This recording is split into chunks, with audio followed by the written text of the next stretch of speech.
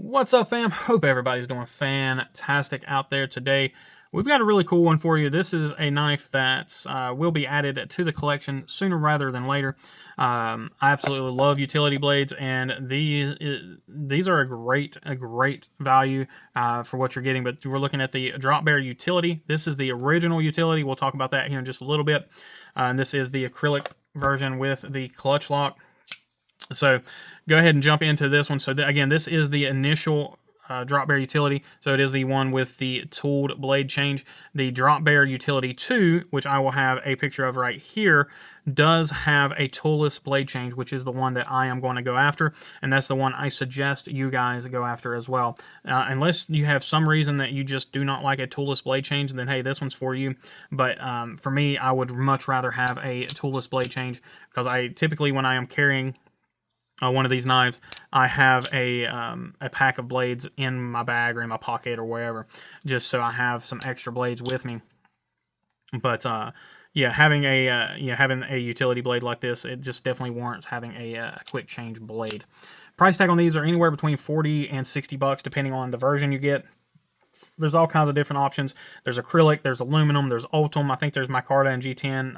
I could be wrong on that, but I believe there's just about everything under the sun except for the ultra premium materials. This does use the clutch lock, which is that adjustable crossbar lock from Kaiser. They are still fine-tuning this lock. Honestly, this is one of the better ones. And then I do have the Drop Bear 2 coming up soon, or it may already be live depending on when you guys are seeing this. But the Drop Bear 2, the smaller version of the Drop Bear, in my opinion, is the best crossbar lock I've handled, or excuse me, the best clutch lock that I've handled thus far. So I do know that they are slowly making, transitioning into a better crossbar lock. Some specs on this thing is really calling the blade length on this 2.75 inches, and then and that was on the website. On here it says 2.74. We'll say the same thing.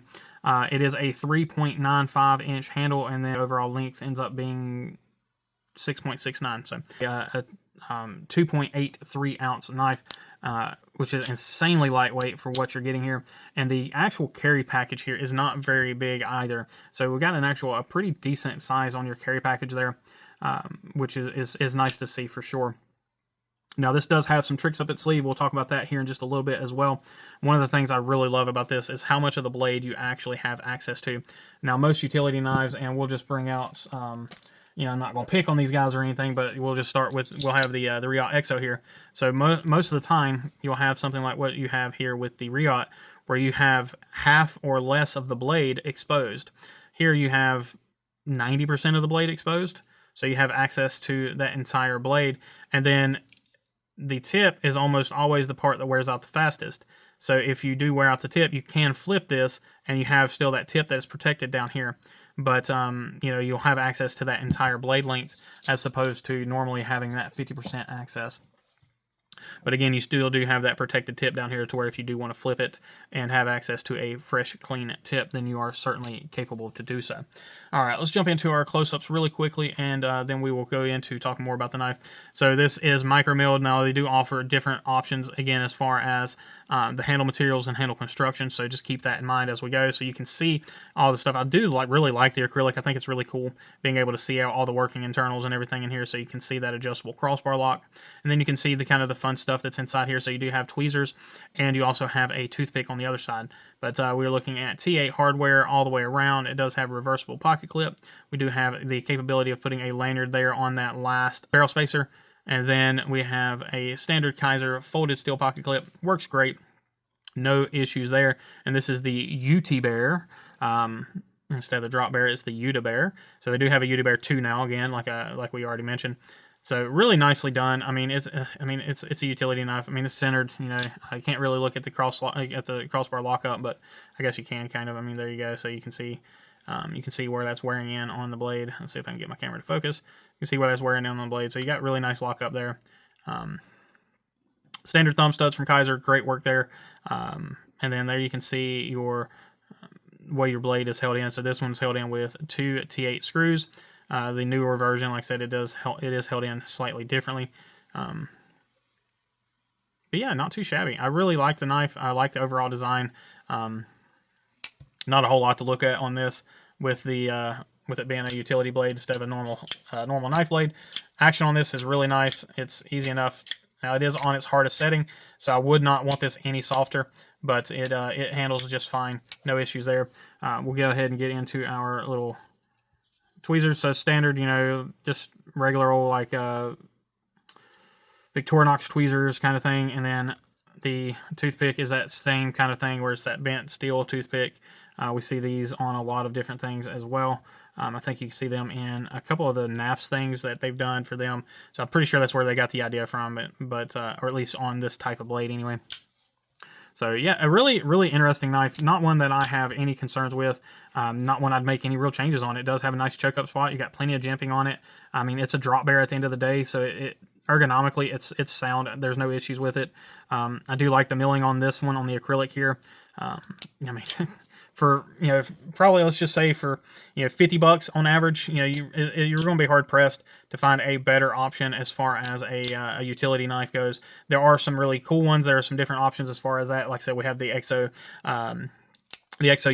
we have the Tack Knife Zipper, which is, I think, one of my favorite utility knives as far as just for ease of use being an OTF utility knife. There's all kinds of ones out there. You know, the Berg Blades utility one that he just come out with, which is phenomenal. But, yeah, I don't know, just to each their own, but there's so many options there for you. Now, this does have T8 hardware all the way around, even on the thumb studs. Everything is T8, so try to get what we're looking at. Even pocket clips are T8s, so great job by Kaiser on that. Some of these have just a little bit of wiggle on them, but not too bad. Everything is good there, no real issues at all. Now we're going to get to see some fairly good size comparisons here. Most of the knives are going to be larger in size than the drop bear utility just because it is a utility blade, so it is a smaller blade length than what you would normally get, but it has a fairly standard handle size.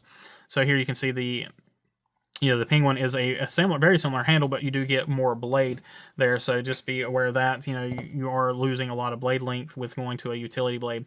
Same thing here with the Pyrite. So a very, very similar handle. Pyrites get actually just a little bit longer, thanks to that pocket clip sticking out the butt there a little bit. But if we line that just handle to handle, it does get a little bit better. But again, the Pyrite is certainly a little larger. And then speaking of larger, we're going to go into the larger brother of the drop bear utility. So here is the standard drop bear. This is the OG drop bear. So again, bigger in every way. So you have a longer handle and then a larger blade length as well. All right, and then we have the Militaw coming in. So Militaw is certainly going to dwarf the utility, and then the next couple of knives are going to be just slightly larger before we get to the big kahunas there coming up. So we have the Bel Air. We have the Malibu.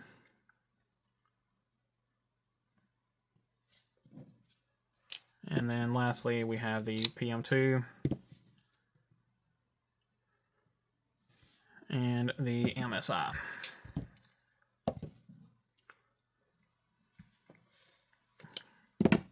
So yeah, so there we have it. Let me know what you guys think. I know this was a fairly quick video, but I didn't feel right lumping this in with the other drop bear models, just because it does kind of deserve its own little bit of a shine spotlight here. I do wish this was the version 2, but as a standard one, I do think it is, even then, it's still a really, really well done knife. So let me know what y'all think in the comments down below. As always, I appreciate each and every one of you. Please remember to be kind, be humble, and be EDC. We'll catch you on the next one.